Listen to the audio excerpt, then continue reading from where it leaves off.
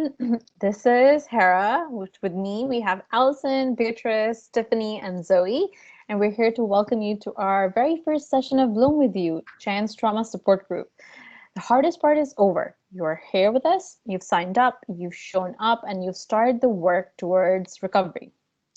And we want to tell you more about ourselves because you will be spending the next 4 weeks with us. So why don't I start with myself? So I am from Pakistan. That's where I grew up, and I live in the UK now. This is why, in one way you can see that is because it's so dark here, and there's a light shining right on my face. And I speak Urdu. It's my mother tongue. I also speak a little bit of Punjabi, a little bit, and English. And I started Chen 7 years ago. I have two cats who I love a lot, and you will find them all across Chen's and my own Instagram. And I am addicted to tea. So these are the things. I have lived in Pakistan and in the UK. These are the countries that I've lived in. And I say that because with us, we have a very international team. So Beatrice, tell us more about yourself. Okay, hello everyone. I'm Beatrice. I am from Colombia, and right now I am in Colombia. But I have lived also in Italy. That's why I speak also a little bit of Italian, not like bad Italian. And Should someone test you in Italian? Can you pass a test? Oh yeah, totally. Oh, great. And I also have lived in Germany, although only starting to learn German. I am a service designer, and my favorite hobby is to go up mountains. So awesome. Then you speak Spanish, Italian, and you're now learning German, and of course you speak English. Yes. Awesome. And we also have Beatrice. So that was Beatrice. We have Zoe and Allison and Tiffany. So who wants to go first? Tiffany, do you want to tell us more about yourself? Yeah, sure. Yep, I'm Tiffany. I'm a New York transplant. Moved from New York to Colorado Springs. I'm full-time mom, front-end developer, and I'm facilitating the courses with you guys here at Bloom. So we're excited. Something interesting. I am a first-generation American. My father is Jamaican, so I know and understand patois, a lot of the music, and love the food and can cook a few things. And so excited to be here. And we could move on to Zoe. Hi, yes, I'm Zoe. I'm calling to you from London. I've lived in the UK for the last 10 years, but you can probably tell from my voice that's not where I grew up. I grew up in San Francisco, California, and I've lived in the US and the UK. I've also lived in Finland, the Netherlands, Germany, and also Switzerland for a couple months. What? How did I not know this? I had no idea. I traveled around a lot while studying for my master's program, so that's the Finland and everything. We spent winter in Finland, which, let me just tell you, is an experience. It is very cold, very lovely, really nice. Languages, I speak French, and I've made feeble attempts at German and Yiddish, but I'm nowhere near proficient in either of those. And something about me, I love scary things. I've told Hera we share a love of scary things. Yep. And I love musicals. So, Allison, would you like to introduce yourself? Why am I going last after everyone has talked about all these wonderful, amazing places they've lived and all the languages they speak? And I'm just kind of here like, okay, I've lived 2 places. I used to be able to speak French. So not that there's any shame in that. I'm Allison. So I'm originally from Canada on the West Coast. So when I say West Coast, you can hear my accent get more Canadian. But I'm currently living in Scotland. I did my schooling in England, however, so that slight shift north, which apparently counts as the new location. And yes, I used to speak French because I actually did my schooling in French between the ages of 4 to 12. So I learned English as my first language, but I learned actually the grammar rules of English through just reading extensively because we didn't have English classes. And now I'm writing with all of you, so it worked out. And I'm currently doing my PhD, and I also do poetry quite extensively. I think those are my main things. I can never think of any sort of fun facts. I know one. What? you have dinner at a ridiculously early time. You know what? That's true. The one thing that lockdown has enabled in me is I get to live my best life feeling like a productive person. So I'll wake up at 5 and then I have to eat dinner at like 5 p.m., which, yes, overlaps with our meetings. So maybe I'll have to like rush eat a pasta bowl before recordings. We don't grandma shame here. We're all Yeah, the no, early absolutely bedtimes. no. No one apart from me does that. So, but yeah, it's great to share this space with you, and you'll get to know us more throughout this video and the other videos. And now we can tell you a bit more about how the course runs. Yes. So just as a legal intro, rather, please know that all of our courses with Bloom are not meant to replace any professional service. Bloom has been widely researched, double-checked, and verified by certified trauma support workers, including our professional therapist. So the information and advice that we cover is psychologically informed, and just as importantly, also informed by our own team of survivors who've included their own resources and stories in recovering from abuse and assault.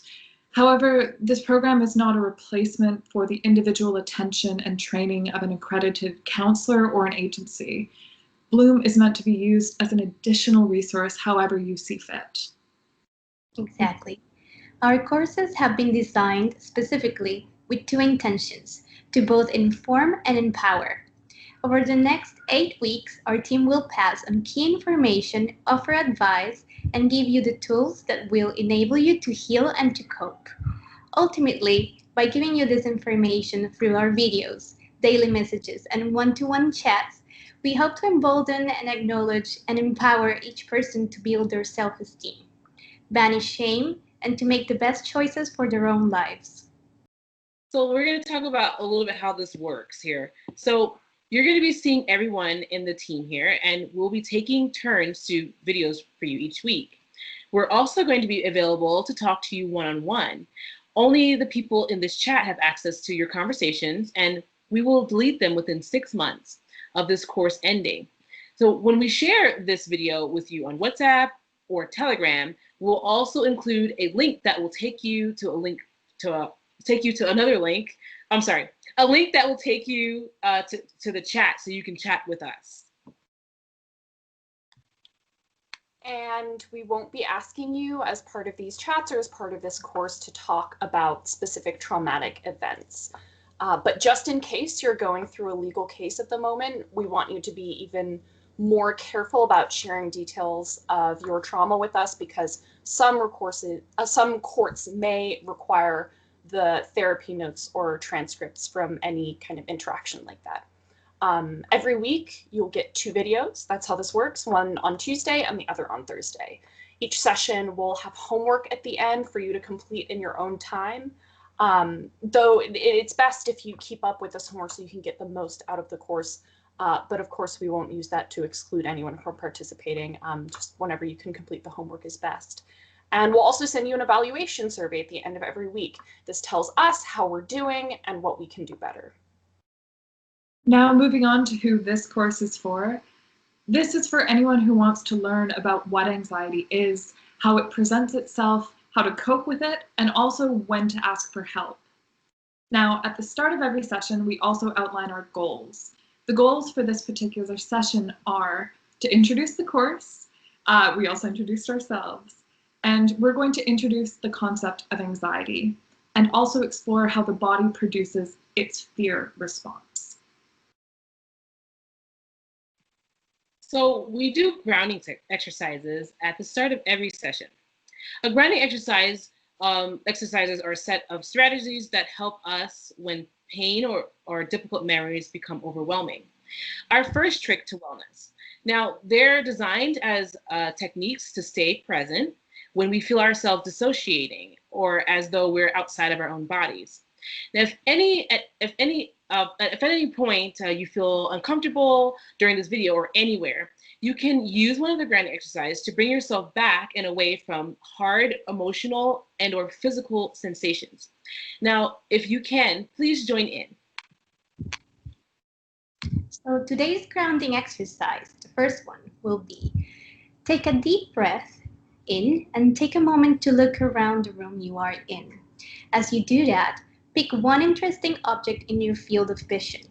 This can be anything from a windowsill to a chair to the shoes you are wearing. It doesn't matter what it is, just something that you can see.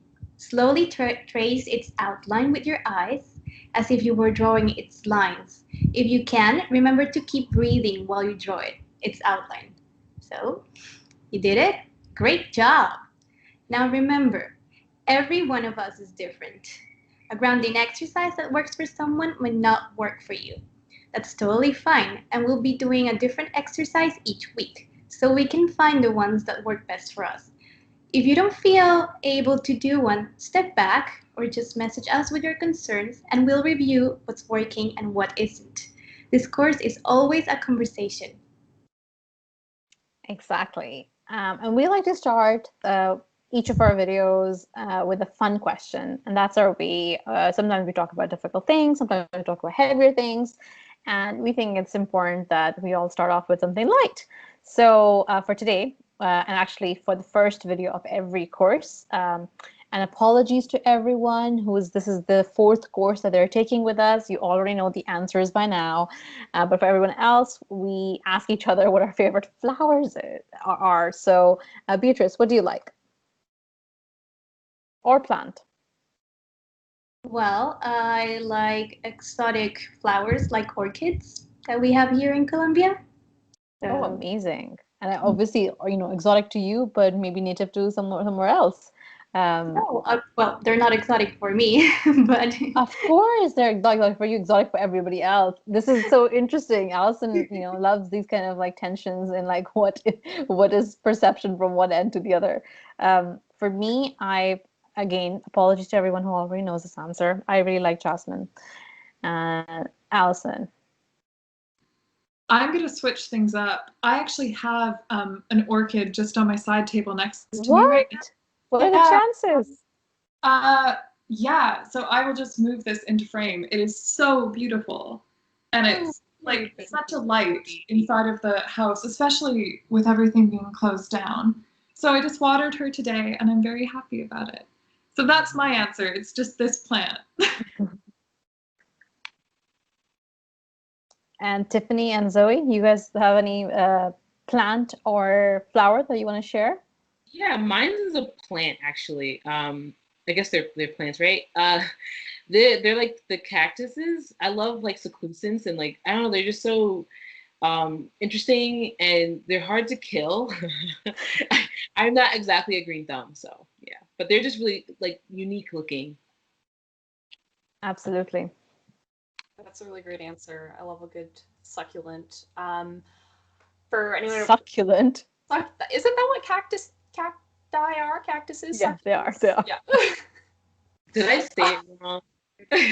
I don't apologize, guys. I'm in the States, so I will say things, and yeah, so maybe I said it wrong. No, you Trust us today. Is that what this is? Cactus, that's a really good one.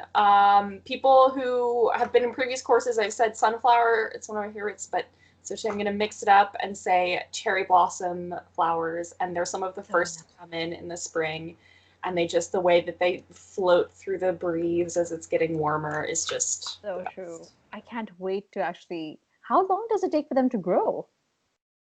I would love to look into that because I'd love to have one in my house. That sounds great. That would be the dream, yeah. Awesome. So we'd love to hear from you about what your favorite flower is. And if you've already told us your favorite flower, we have another question for you. And actually, everyone is welcome to answer this one, which is what would be part of a perfect day? And we're doing quick answers only. So for me, it's a cup of tea and something sweet. Zoe? Ooh, good question. An episode of television in the late afternoon with a lie down and a snack. Tiffany and then Beatrice and Allison, whoever wants is dying to go first, to go for it. I'll go. Yeah. I was just reminiscing about, when we went to an event in Boston with Hera, and I think that would be a perfect day to have go out to a cafe and I can enjoy a cup of tea or a latte in peace and in silence and in good That was such conversation. a good day. In my case, it's having a view, a very nice view, preferably to a lake or the sea, and a sunset. And don't you have that where you live right now?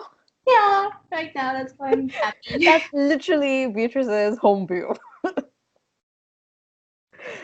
And then my answer, I think, would just be a hug from someone I love. I'm very tactile. I like hugs and touch and contact. Oh, now I feel bad. I feel like I should have said something that included somebody else in it. It's okay. That's No a shame good- allowed. So that's really what we want. We would love to hear from you. So send us that in the message that you get, and we'd love to chat. And now we can get on and talk to you about anxiety. Absolutely. So first off, we just wanted to say we're so glad to have you all here. We know it takes a lot of energy and effort to confront these difficult emotions like anxiety. And by just signing up for this course, you're taking a massive step towards understanding anxiety a little bit better and trying to find ways to improve your relationship with it.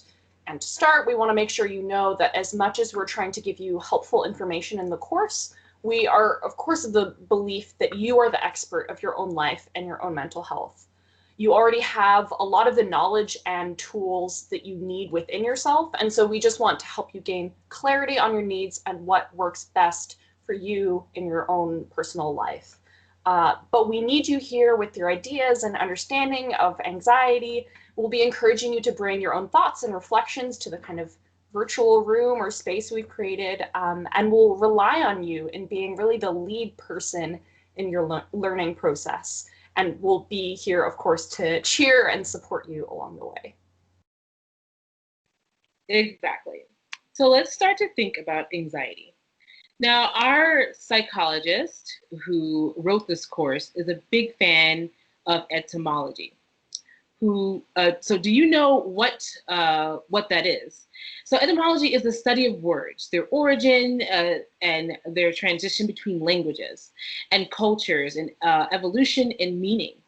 The way she sees it, it reveals the story behind the concept almost as if we're getting to know a person.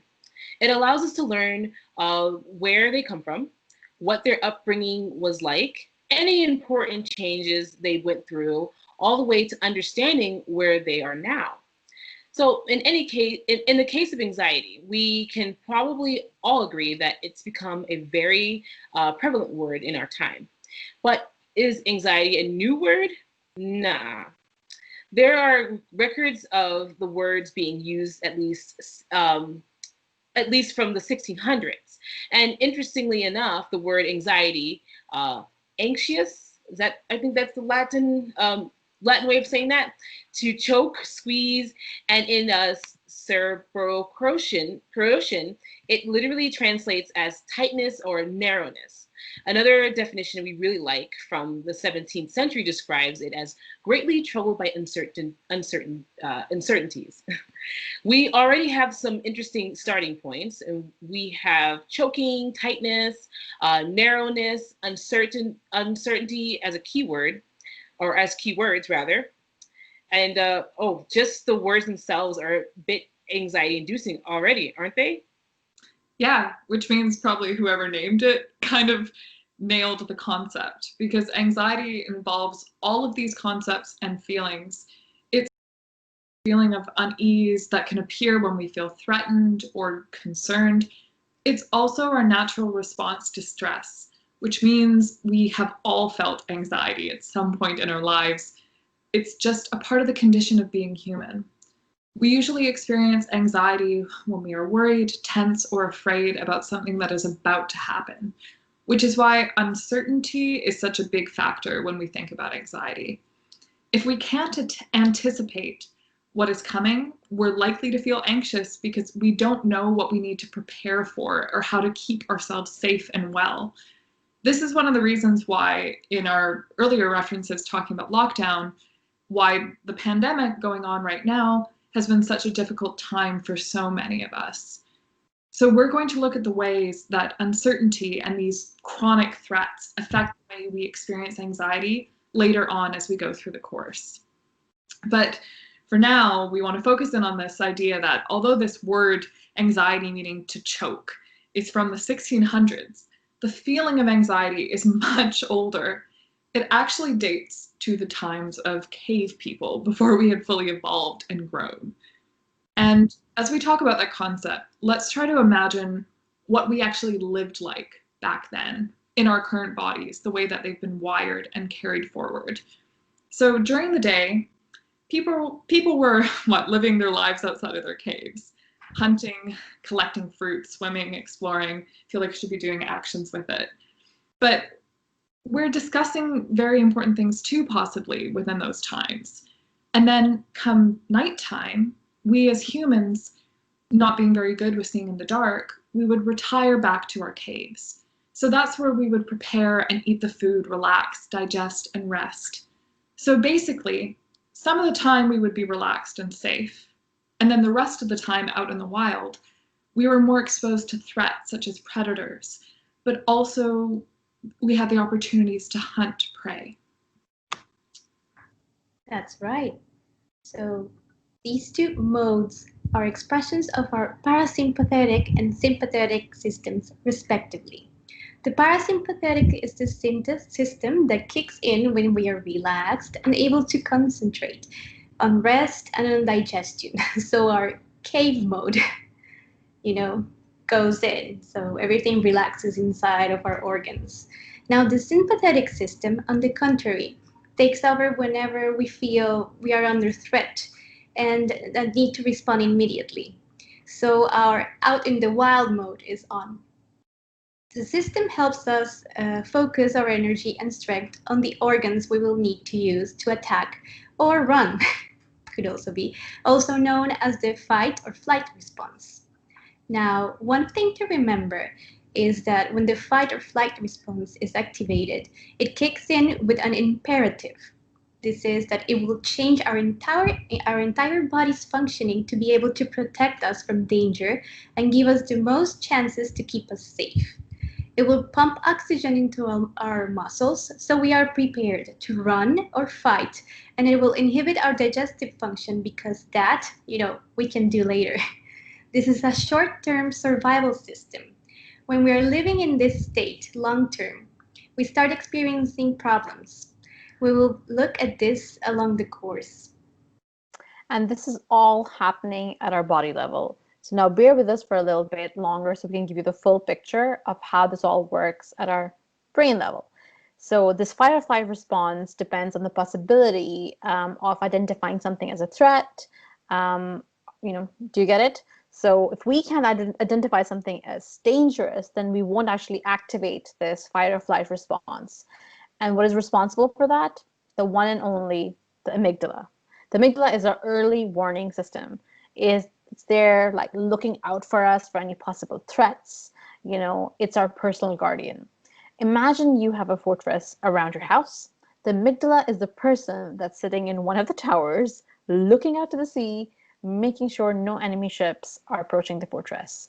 The amygdala is the center for the emotions like anxiety, fear, and anger. And these emotions occur because we are conscious of them. So let's say the amygdala sees a ship approaching and it doesn't look friendly. So the amygdala then immediately sends a message to the hippocampus, which is another part of our brain.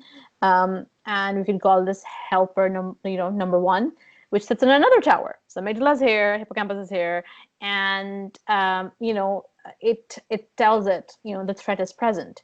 So this then allows the hippocampus to create an emotional response and provide some context.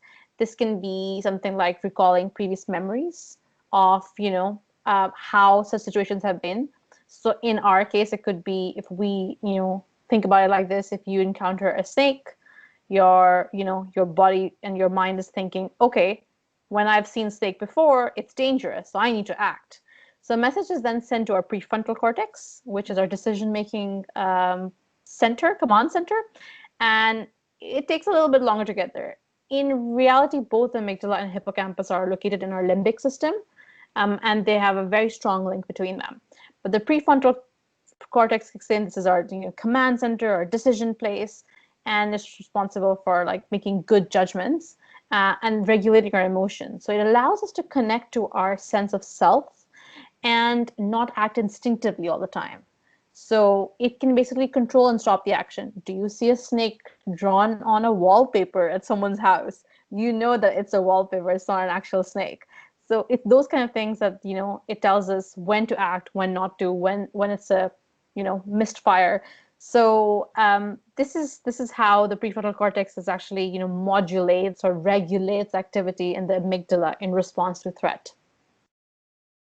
Absolutely. But as you might have been able to anticipate by this point, over the long term, if we experience kind of chronic anxiety responses, that relationship between our amygdala and our prefrontal cortex, as well as the other brain structures involved in informing the way that we respond to threat, like the hippocampus, can become imbalanced. So research has shown that anxiety is associated with an increased risk of hyperactivation, overactivation in that amygdala, and kind of irregular modulation of activity in the amygdala by the prefrontal cortex.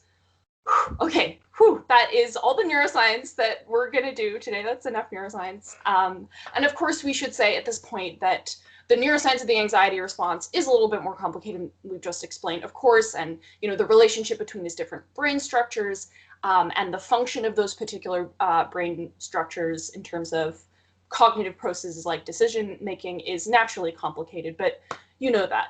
But just to say that these irregularities in brain activity and the relationship between these different structures have been, in terms of anxiety, have been validated by research. And we think that it can be helpful to understand how our brains and our bodies produce the fear response, including the sympathetic and parasympathetic nervous systems, in order to understand what our minds and our bodies are actually doing under anxiety. Because guess what? We can consciously initiate and learn ways to take control of these cycles of stress and relaxation as part of our tools for managing anxiety. And there's more on that in the weeks to come. Exactly. So we do a bit of homework in every session. And for next session, we want you to start a journal. And your first task for the journal, we want you to think about what anxiety feels like for you. Write it down if you can, and message us. And you can interpret this task how you want. If you want to write down situations that make you anxious, go for it. We'll send you a template for different things that you can write down, or it might be difficult to put the anxiety into words, so feel free to use your creativity. Maybe you want to draw it, sketch it, send us a video. Maybe you want to describe how it feels in your body, which kinds of thoughts you have when you are anxious, or maybe just writing isolated words works better for you. So it's your choice. Some people benefit from completing the following sentences, such as, when I'm anxious, it feels like, so maybe using a starting sentence like that. But remember, this is an investment in your own journey to recovery. Give yourself the best chance to build resilience. And remember that you can do this. Absolutely. And if you have any questions or any thoughts about what we've told you today, you can just come and talk to us about it. You'll get the link for a direct chat with us, and that will allow you to talk to us. And now, Alison, would you like to do our checkout? Because in every video, just like we have a check-in, we have a checkout. Yes, so during our checkout, we just thank everyone for coming to the session, because it is important every time when you show up for yourself and everyone else who's here, because we're not alone, we're in it together. And for our checkout grounding exercise, we do 5 deep breaths. So I'm going to give a little hand cue so you know what breath that we're on, and we're going to do this together as facilitators as well. So I'm going to start with 5 if everyone's ready.